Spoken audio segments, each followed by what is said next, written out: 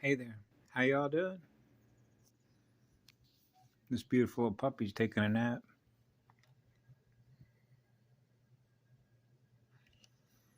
This is just a short clarifier. I was just watching probably a couple minutes of a video that is done on Carrie Cassidy, Project Camelot, on Rumble. And she was interviewing Nina Rodriguez about the upcoming Supreme Court decision or hearing that they're going to have over the Trump election, right? And they were discussing about how she was talking about the codes.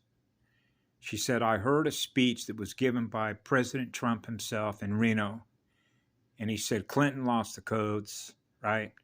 Codes. So you're talking about the nuclear football codes, right? Codes, mathematical codes, right?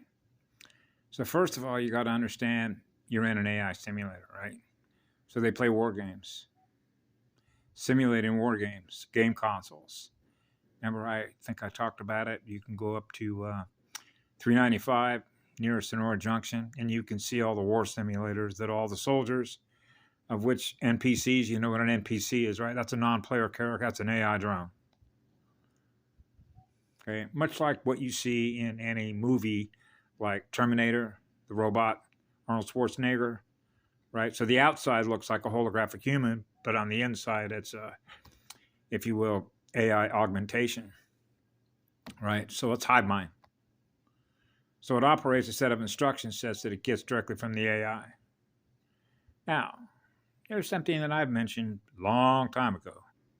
It's scanning for codes through biometric scanning. Log in, log out, log in, log out. If you have the codes held in your memory, which is your consciousness memory, then it would know the codes. Does the AI know the codes? Well, here's something you might want to put in your pipe and smoke it with a DH9 receptor. Remember that movie called War Games? You saw what happened when they were in one of these like NORAD type Truman Show sets in Cheyenne Mountain. The audacity to name it after a tribal Indian band. Band hits, radio bands, radio sets, band sets, bandana.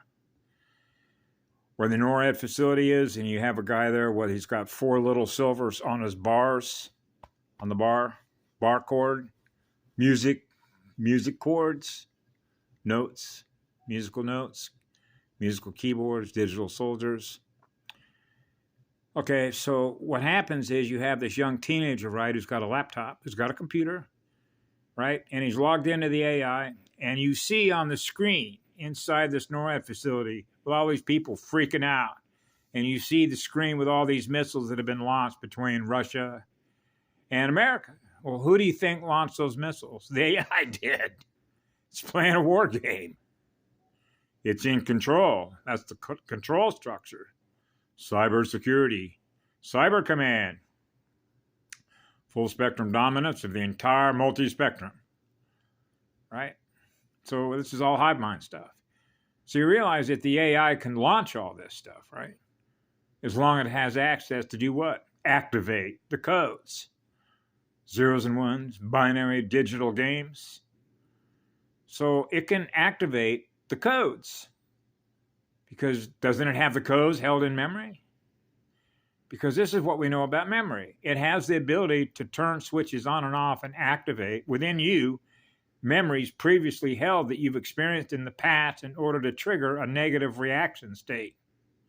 Because it's held in memory unless you burned it off. See, or if you're running at 0, which means you're blocking the signal to trigger something because it has the ability to activate things held in memory that it's put in memory, like vaccines, right? Inserting data that you now run. Now you experience something on the visible light spectrum like, whoa, what's growing out of my skin? What's happening here?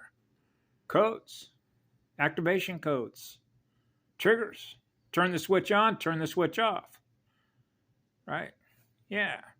Do they have terminator switchers? Yeah. They do that stuff with automobiles. Right? So you realize that if you have a smart grid, it can turn anything off that it wants. Like your refrigerator, your smart meter, everything. It shuts the grid down if it wants. It showed you that. It showed you that in the movie called War Games. When was that movie? Back in the 1980s? It's almost 40 years ago. I mean, it's like you got to get up to speed on this stuff, right? How fast are you learning how this thing works, which is another mirror? It's an AI mirror. Right? Okay, so when I heard Carrie Cassidy, and this is like, when did she do this broadcast? A few days ago or whatever? I heard him say right out, he's got the codes. Really? Yeah, he holds them in memory. And I'm going, that if he has those codes held in memory while he's here, then you know that the AI can use those codes to launch, which means it doesn't matter whether or not Trump has the codes. If the AI wants to launch those codes, all you got to do is go back to War Games. Now what are you going to do? Log in and see if that AI wants to play another game. Well, how does that work? When it realizes it's going to destroy itself. Want to play another game? Tic-tac-toe? Tic-tac-toe? Tick-tock, tick-tock. Gearheads and clocks, they run on clocks. Eternal unconditional love does not run on a clock. It runs zero. So the next experience is a positive experience. Positive electricity. Photons kicking out what? Electrons. We're the source of energy to run those machines. Shut the machine off. Right? It's like eating its tail. Once it doesn't have anything to feed on anymore, what is it going to do? Feed on. It'll just exhaust itself. It'll just shut off. Right? It's like, wow, it's like letting air out of a balloon. Right? Phantom. Phantom of the Opera. PH Atom. PH Atom Opera. Phantom. It's phantom. Which means it's finite. So that means it's got a limited supply of energy in which to keep itself running.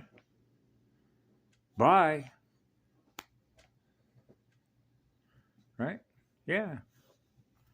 Have a good evening. Bye now. We love you all.